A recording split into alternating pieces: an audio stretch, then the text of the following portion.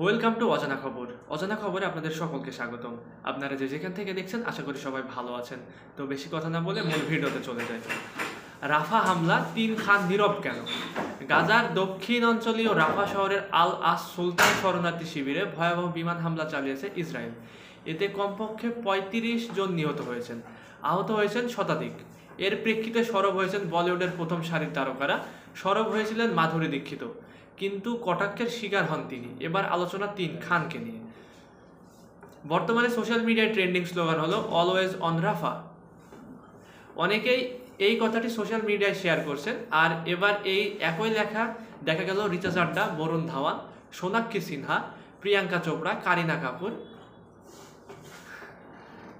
Kapoor, Samanta Ruth প্রভু, তৃপ্তি ডিমরি, দিয়া মির্জা এবং আলিয়া ভাট সহ আরও বেশ কয়েকজন ভারতীয় তারকার সোশ্যাল মিডিয়া পোস্টে। থেমে নেয় Madhuri Dixit. Madhuri Dixit always on Rafa post করেছিলেন, পরে তা মুছে ফেলেন।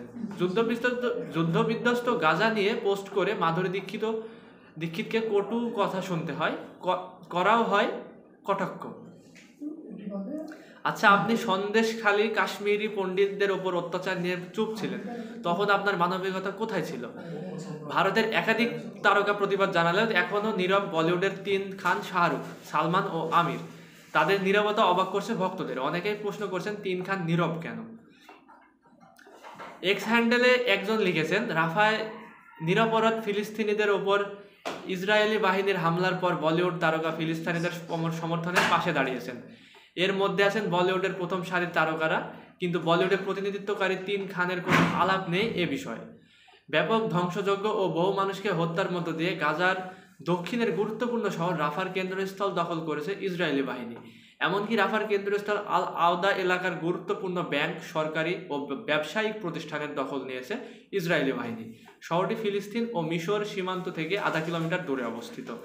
তো আজকের ভিডিওটি এই পর্যন্তই। পরবর্তী ভিডিও না আসা পর্যন্ত অজানা খবরের সঙ্গেই থাকুন। ভালো থাকুন, সুস্থ থাকুন। Take care. আল্লাহ হাফেজ।